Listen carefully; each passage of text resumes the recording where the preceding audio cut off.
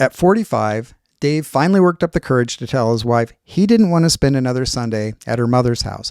He'd been going there nearly every week for 15 years, sitting quietly while his mother-in-law criticized everything from his career to his driving. And you know what happened when he finally spoke up? His wife accused him of being selfish. His mother-in-law said he was acting strange.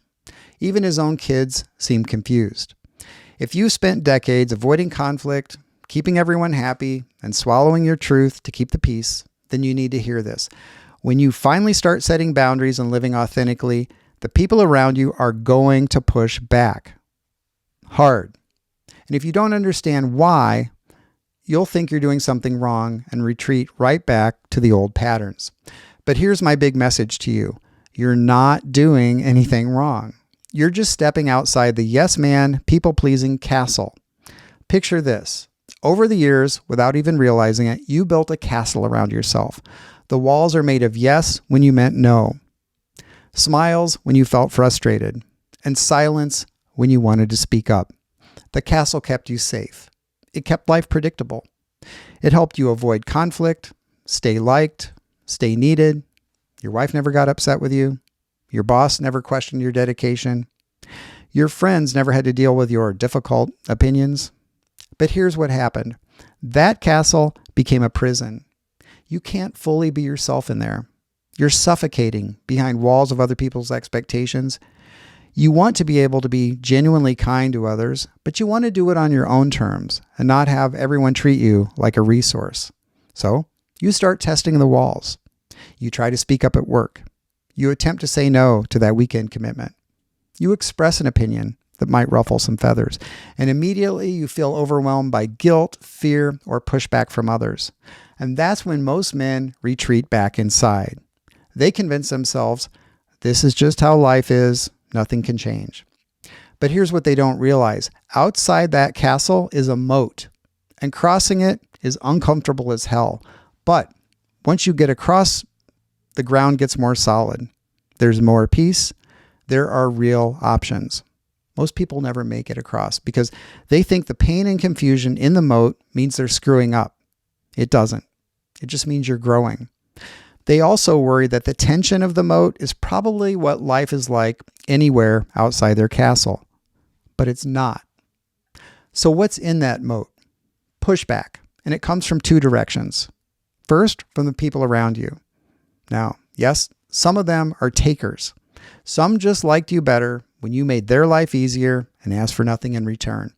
But that's not the whole story, and this is really important to understand. Your family, your marriage, your friendships, they're all systems. And like any system, they adapt to the roles people play. If you've always been the easygoing one, the helper, the guy who never makes waves, then that became your role in the system. And when you start changing that role, even in healthy ways, it disrupts the entire system. It's like changing the quarterback on a football team. Everyone else has to adjust. Your wife might say you're being selfish because she's genuinely confused. For years, your happiness seemed to come from making her happy. Now you're saying you need something different? Her world just shifted. Your boss might push back when you stop working weekends because the system relied on your availability. Your friends might seem distant when you stop being the one who always initiates plans. And this isn't necessarily because they're bad people. It's because they're used to a version of you that kept their world stable and predictable. And if you're getting value from this so far, please support the channel by liking the video. I'd really appreciate it. Thank you. The pushback from others is hard, but the harder part is the pushback from inside your own head. That deep, gut-level reflex to feel guilty when someone's disappointed, to question yourself when someone calls you selfish, to think you're being a jerk just because you're not bending over backwards like you used to. Let me be clear. That's not your conscience talking. That's conditioning. You've been trained, maybe since childhood, to believe that your worth depends on keeping others comfortable.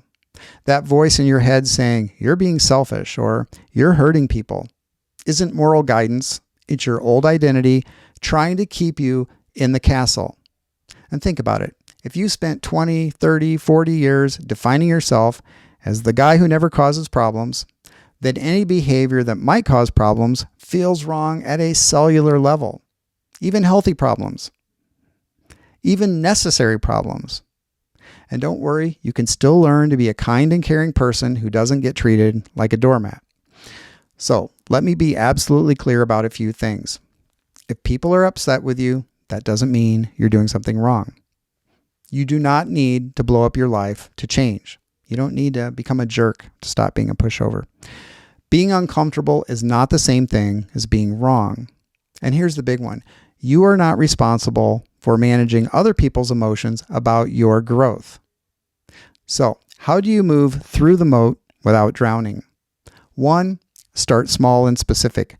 Don't try to revolutionize your entire life overnight. Say no to one small thing this week, and maybe it's that extra project at work or that social obligation you dread. Let someone be slightly disappointed and don't rush to fix it. One thing that really helped me in the beginning was that I decided I would not allow myself to be put on the spot. It's much harder to say no in the moment when someone's standing there and they're asking you for something and you have to reply. So if I needed to create space and learn to be better at saying no when pressed for a commitment, I would tell people that I'd need to get back to them. Hey, can I get back to you about that? I didn't blow them off. I did get back to them, but I often was able to email or text people to decline, and this made it easier. So I would just say, thank you for asking, but that's not going to work. But I'm sorry, that's not going to work for me. Period. End of sentence. No explanation needed. And the more I did that, the easier it became for me to do this in person.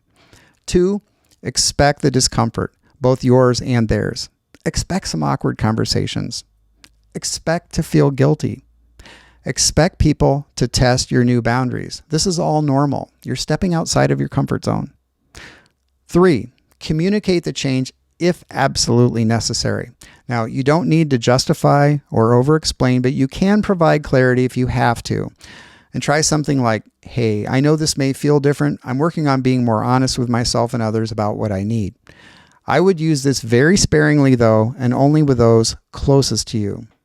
Generally speaking, if you're telling the truth and saying what does or does not work for you, you don't need to explain yourself. 4, track your internal reactions. When guilt shows up, name it. Don't automatically obey it. Notice it like you'd notice a muscle twitch. And that's just your old role having a reaction. And what worked for me was realizing the feeling was there and then saying, and I know this is going to sound corny, hello, guilt. I see you. Have a good day and leave me alone. I don't need you anymore. When you can step outside yourself and see the feeling for what it is, it loses its power over you more and more. 5, find your people. Now, this should happen organically. The people who truly care about you will adapt. They might be confused at first, but they'll adapt. The ones who can't handle the real you, well, that's valuable information. Now, I need to be honest with you about something. This process isn't quick and it's not always pretty. You might lose some relationships, but here's what I've learned. You're not losing real relationships. You're losing arrangements. You're losing transactions where your silence and compliance were being traded for acceptance. In fact, just a couple of weeks ago, a former coworker I hadn't heard from in nearly a decade reached out asking for help, something that would have benefited them professionally and would have cost me time. I replied to their email and politely said I didn't have the time. The interesting thing is they never even replied. No thank you, no acknowledgement, and that told me everything I needed to know. I felt no guilt, just clarity. Now, many relationships will survive this transition as you grow. Although there may be some confusion at first, those can become deeper, more honest, and more fulfilling because they're based on who you actually are, not who you think you need to be. And yes, you will make mistakes. You'll probably overcorrect sometimes. You might be a bit harsh when you're learning to find your voice. That's normal too. You're learning a new skill. Here's what I can promise you. Once you're through the moat, everything doesn't become perfect, but the pressure drops dramatically. Life really is better outside the castle.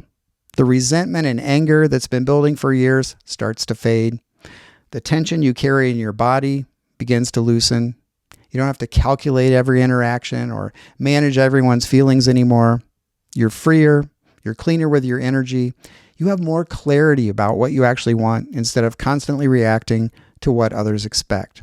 And when someone pushes back again, because they will, it doesn't shake you like it used to. You know who you are. You know what you stand for. You know the difference between being considerate and being a pushover. You can still choose to be kind on your own terms, but the puppet strings that used to control you will be gone. So if you're in that uncomfortable middle zone right now, you're not who you used to be, but you're not quite who you're becoming. Stay with it. You're not failing. You're not being selfish. You're not doing anything wrong. You're just swimming across the moat, and you're closer to solid ground than you think. The question isn't whether you'll face pushback. The question is, are you going to let that pushback send you back to the castle? Or are you going to keep swimming toward the life you actually want? Let me know what your experience has been in trying to shed your people-pleasing yes man ways, and be sure to subscribe for more content like this. I appreciate your time. Have a good day.